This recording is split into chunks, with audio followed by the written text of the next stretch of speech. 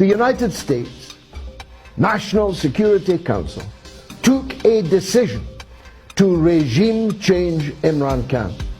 Pakistan, a country of 220 million people, just like that, the National Security Council decided that their Prime Minister had to go. How's that for interfering in other countries' politics?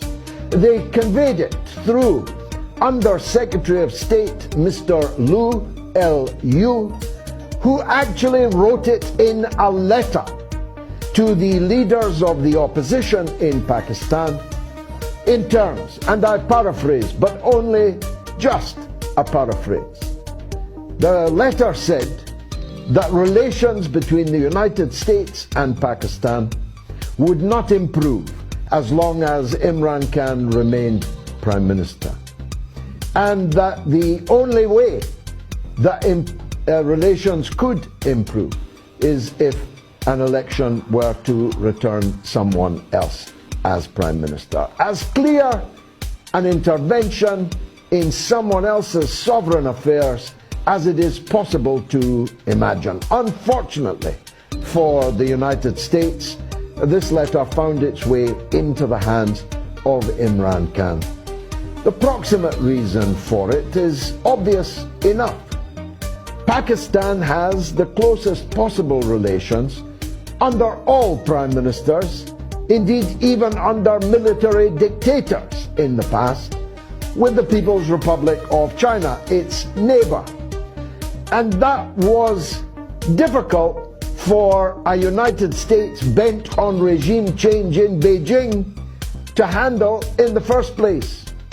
But on the first day of the Russian military operation in Ukraine, where was Imran Khan? He was in Moscow, signing a deal with President Putin to receive at knockdown prices a guarantee of Russian gas and a guarantee of Russian wheat in order to heat his people, in order to feed his people, in order to keep the wheels of industry turning for his people.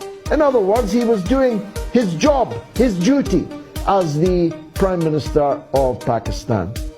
But this double harness of a Pakistan in closer cooperation with Russia and in an ironclad alliance with China lit a fuse which they hoped, still hope, would lead to the explosion of Imran Khan's premiership.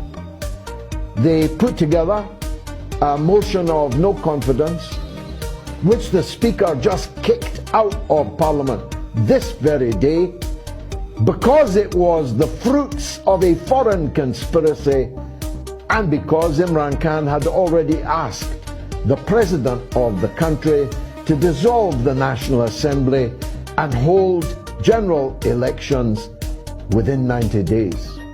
General elections which I confidently predict will see Imran Khan sweep the country if the United States does not ensure that the army, whose top brass are playthings of the United States and always have been, ever since the country was created, the military which hanged the martyr Zulfikar Ali Bhutto, the military which overthrew elected prime ministers like Nawaz Sharif, like Benazir Bhutto. If the military rigs the election, then there will be serious trouble in Pakistan, a mighty country in a strategically vital place in the world, and of course in possession of a fleet of nuclear weapons. It doesn't get much more dangerous than that. Even worse, they may kill Imran Khan, their cricketing hero, their Prime Minister who has stood tall and been visible throughout the world as a champion of justice in Pakistan, in Asia, and in the world.